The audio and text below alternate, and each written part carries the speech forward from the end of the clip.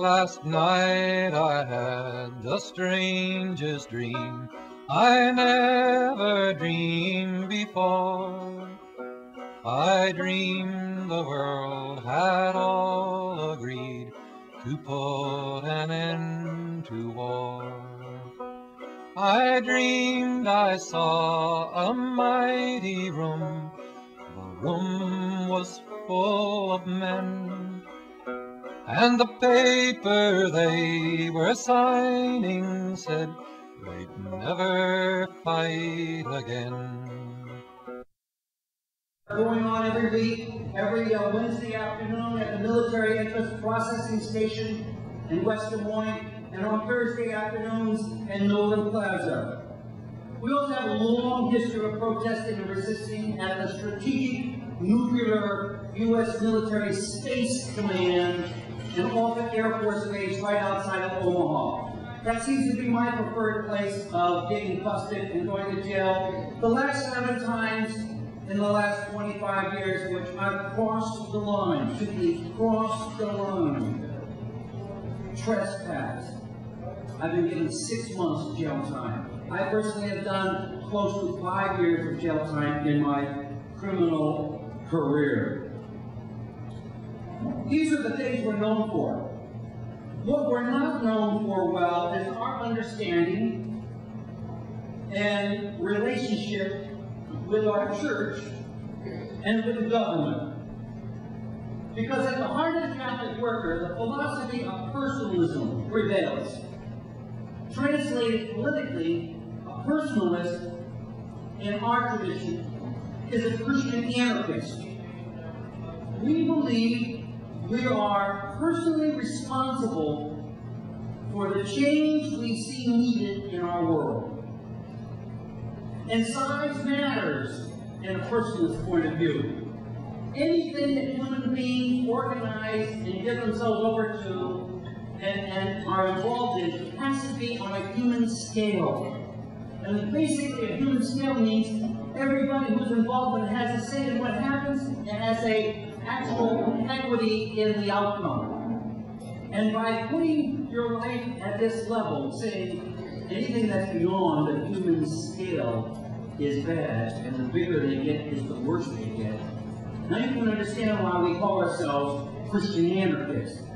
Because the government is the clearest entity, institution, structure that's way beyond human scale. And the other thing that we do from this personalist point of view is we see the world from the bottom up. We see the world from the poor, the marginal, the oppressed. They are the windows for us to reality. And in this regard, we take our lead from the Gospel's Sermon on the Mount, Matthew's 25th chapter, the sheep and the goats. In our own Roman Catholic Church's position and statement principle of the preferential option for the poor. And because of this kind of relationship and understanding of personalism, our relationship with the Catholic Church is a mixed bag. We have no official or institutional connection with the Diocese of Des Moines and the bishop, which means we do not get any funding from them, and we do not seek it, which means that the bishop has no control over us. And on the other hand, he's not responsible for us. Works both ways. In the church, we look at the church like any individual Catholic would look at the church, as our spiritual guide. And in this regard, as I said, the institutional church and the governing structure gets mixed reviews. Talk to any Catholic, they'll tell you. I'm reminded of Dorothy Day's famous saying about the church. You know, she's a whore, but she's our mother too. It's that kind of love-hate relationship that we have with our institutional church. And then when we talk about our relationship with the state, we Catholic workers, well, we have no direct relationship with the state. We differ with our relationship with the state and the church. The only difference is we love the church, We don't love the state.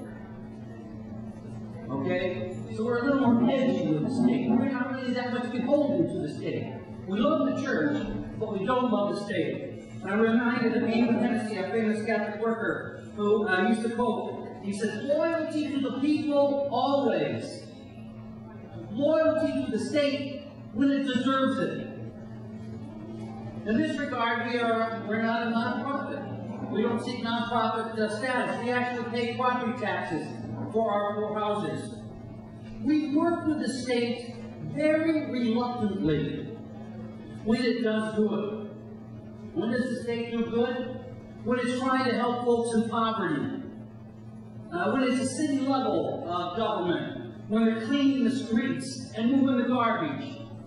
When the police are called in to help with civil disorders on a street level. We'll work with the state when it's talking about school and health care. And we will work with them very reluctantly.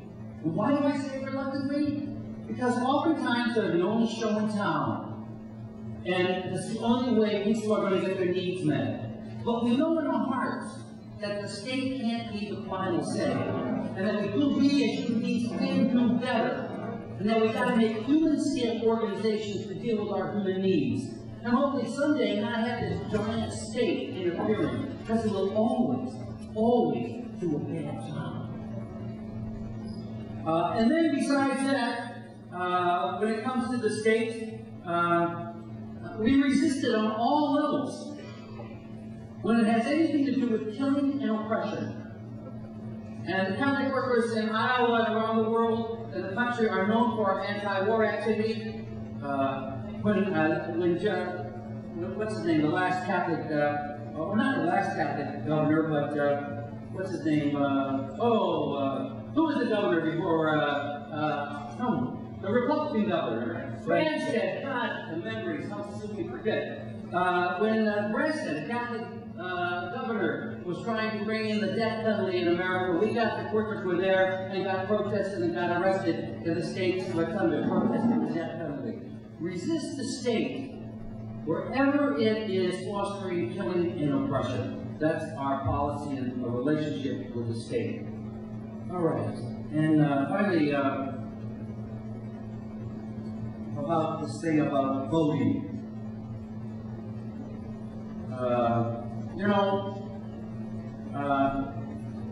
Eamon Hennessy used to say, you've heard this, that, when you vote for someone you don't believe in, you're kind of like voting for the lesser of two evils. Just remember, when you do that, you're still voting for an evil.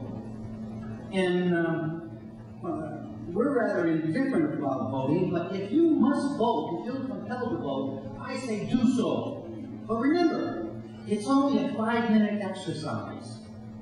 And you being a citizen of this country means so much more than just 5 minutes every 4 years. And that our position is no matter who gets elected, when they're in office, they're fair game for protesting and resisting to make sure they do the right thing.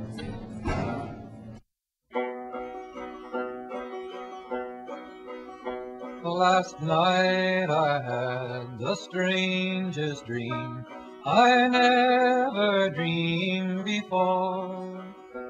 I dreamed the world had all agreed to put an end